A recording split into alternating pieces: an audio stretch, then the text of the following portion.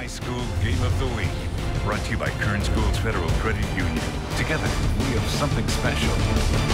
Welcome into another edition of Friday Night Live. I'm Stephen Hicks. And I'm Brandon Johansson. It is a new slate for teams across the county, save one league. That is the South Sequoia League, already in its third game, and it's a battle of unbeatens in our Game of the Week. Taft visiting Shafter, and of course, touched like so many others by the horrific events earlier in Las Vegas. Moment of silence for those affected, including grad Victor Lincoln, Taft alum Kelsey Meadows. To the action, Zach Tuilia with a diving interception. That's pretty much the only highlight we can show you in a pretty quiet first half. And ambulance had to go out for an injured player, so we had to wait for another one. When we finally got it, Shafter woke up. Alex Aguilar airs it out. Anthony Escalante on the other end. Quick strike makes it 7-0 Generals. Later, Taft's Jackson Van Rokel in some trouble. Jacob Sanchez picks him off, and this one, an even quicker strike. Sanchez finds his way to the house. 14-0 Generals. So we've got the final 2 minutes before the half. You saw him featured here earlier. You can check out the story online. Gerardo Lara with the interception that sets up some trickery from Coach Ferrucci. 16 seconds left in this one. Pedro Avila with a little shovel pass there, follows his blockers to the end zone. Shafter's offense explodes to take a 21-0 lead into the break. They hang on to stay perfect. They set up next week's big clash with Bakersfield Christian. So as Shafter stays perfect in league, one team in Kern County just downright perfect. And no kidding. The Frontier Titans off to a 5-0 start under new head coach Chris Bandy, hoping to continue that run into league play. Homecoming night, and it is Mario Kart. That is fantastic. I wish we could have done that. Liberty scoring first, though, here. Quarterback Isaiah Hill handing the ball off to Sammy Stewart Jr. for the touchdown. Patriots lead 7-0. Then later, the second quarter, Hill able to find Winston Jonti from the 44, and he will run it all the way with the speed up there. Had to run it all the way down for the touchdown. Patriots now up 14-0. We'll head to later in the second quarter now. Hill handing off the ball to Stewart Jr. again from the 48, and he would find, wow, and that kid's a check. He would take it all the way.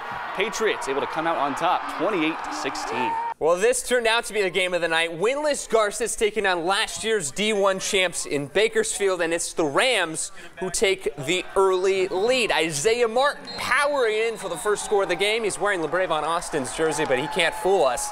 That is Martin leading the way. Later, same part of the field, option this time out to Keontae Bell. He's able to shed a tackle, find the end zone, suddenly 7-7. But just before the half, the air attack opens up for the Rams. Joseph Tobias across the middle, Zachary Hubbard on the other end. 14-7 your score, and the Rams take the lead into the fourth. Late in the quarter, Welsie Wilson, the sophomore for the Drillers, runs this one in, 17-16 Garces, but the Drillers decide to go for two late in this game.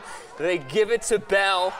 He runs it in. So now BHS with a 1-point lead, looking to close it out, but Garces hoping to score before the end. Tobias on the run, watch him step out of bounds, and a late hit there at the end. Tacks on 15 extra, then Martin plowing his way for a few more to put Garces in position for one kick with 4 seconds on the clock. You can feel the tension there. Peter Dellis, his kick is good as Garces knocks off the Giants for their first win. We're still trying to figure out the last time a team picked up their first win this late in the season against the D1 Valley champs. You can say upset, to say the least. Unbelievable game there. We'll head over now to Ridgeview. The Wolfpack back at the Wolf Den. Carl Jones here running the ball. They're taking on Golden Valley, and Carl Jones taking the ball here, shedding multiple defenders here.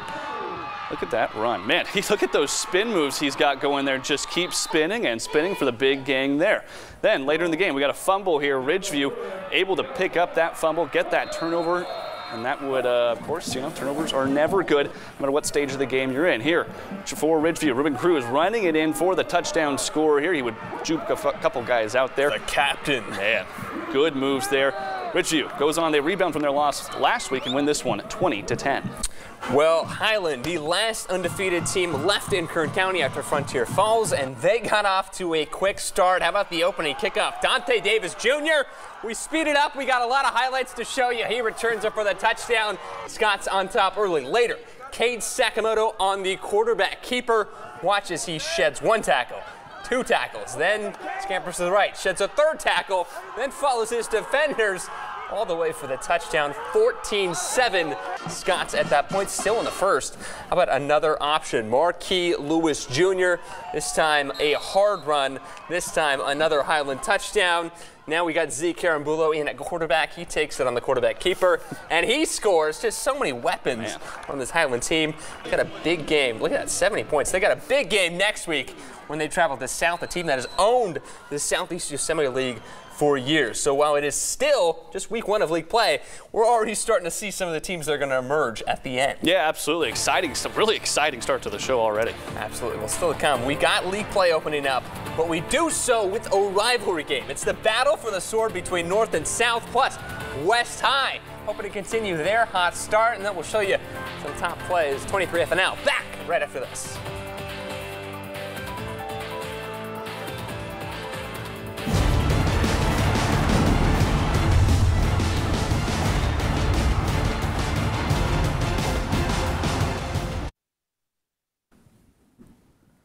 This is the student section, and you're watching FNL. So that's Guillermo with the megahorn, also Guillermo with the sign. It's a lot of confusing stuff, but they're very excited in Shafter, and they should be. They're off to a perfect start in league. Welcome back to 23 ABC Sports. One of the highlights from league play, the big rivalry game between North and South, a series that has been dominated by South in recent years, but given their recent slide, Stars feeling this could be their year. There is the prize at the end of this one. One team's going to take it home. It was a slow start to the rivalry game. Bailey West throwing it out to James Johnson for the big gain there. Still 0-0 your score. South this time. Bryson Aguirre running it. Then he would find a pass there for the short gain. South looking to get things going. Aguirre again. This time throwing it up, and this time it's picked off by Austin Madden. You can't get the offense going. Defense will get the spark. Madden returns it to the house. That is the first score of the game. They were unsuccessful with the 2-point conversion, and in the end, this was South who hangs on to win this one. They take home the sword. They win this 30-27. Well, meanwhile, this week's fan pick of the week takes us to Stockdale, where the Mustangs look to forget about a shaky preseason and open their Southwest Yosemite League campaign with a win. If you want that sweet 23 FNL board, you got to go online and vote for next week. Go online and vote for that now. But heading back to Stockdale now. The Mustangs welcoming a 1-4 Centennial team to town. Stockdale with the ball first. Quarterback Jalen Smith throws it up, but that is picked off by Zach Hernandez. I say this kid's name almost every week, it seems like. The Golden Hawks going to be in very good field position after that turnover. Quarterback Will Alexander dropping back and finding, yeah, you guessed it, Hernandez. He's able to beat the coverage and get Centennial on the board. Zach Attack. Zach Attack. I bet he's never heard that one before. Later, Alexander faking the keep. This time he faked me out. Gives it to Cody Hartfield. Hartfield takes it in for the 8-yard touchdown run. Centennial up 14-0. Student section loving it. Stockdale would add a field goal, but Alexander would continue his big first half for the Golden Hawks. Finds Zach Hartsfield for the score. Centennial goes on to win this one 31-9. Well, we head out west. West hosting East, excuse me. Third quarter, David Seha catching this one in the end zone. That puts the Boys up 19-14 late in this game. Well, West making a comeback. Dante Mason scoring on the touchdown. They push him in there. West takes the lead. Cheerleaders loving it. They're feeling the Vikings could keep their momentum going.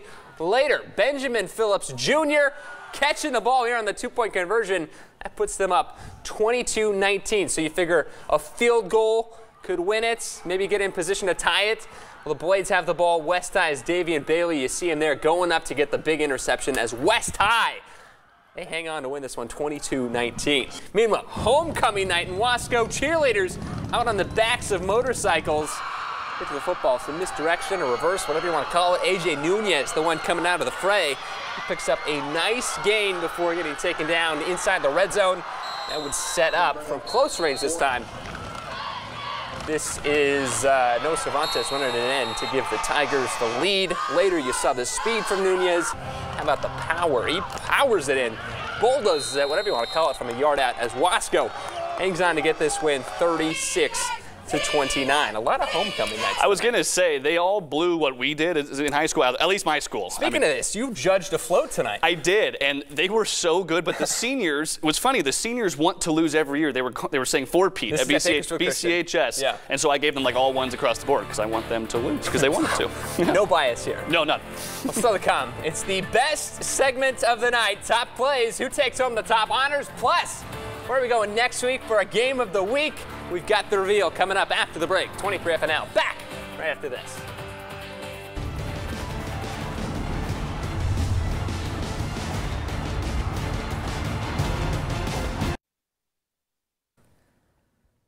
We're the Black Hole, and you're watching 23 FNL! So we have 2 of those FNL boards. One of them goes to the fan pick of the week. You can vote online for that. And the other one goes to our game of the week. That's right. Our own Allison Gargaro reveals where we're heading next week. Last season, they broke records, and this year's offense picked up right where they left off. Next week, our game of the week is Bakersfield Christian hosting TAP in a game that could decide who calls himself league champions. Back to you, Steven. Bakersfield Christian hosting Shafter, but it should be a great close game. enough. Yeah, it's going to be good anyway. Battle of a couple unbeatens in the South Sequoia League. Speaking of Shafter, right before the break, Alex Aguilar, the little shovel pass, finds Pedro Avila. Might have caught TAP sleeping here. Avila able to follow his blockers all the way to the end zone as, again, Shaft 3-0 in league play. And here's your number 1 play of the night. Peter Dellis reminding people that kickers are people too. Kicks the game winner for Garces. Does not get better than that. No, incredible game out there. Absolutely. Well, thanks so much for joining us. That's another edition of Friday Night Live. Have a good night.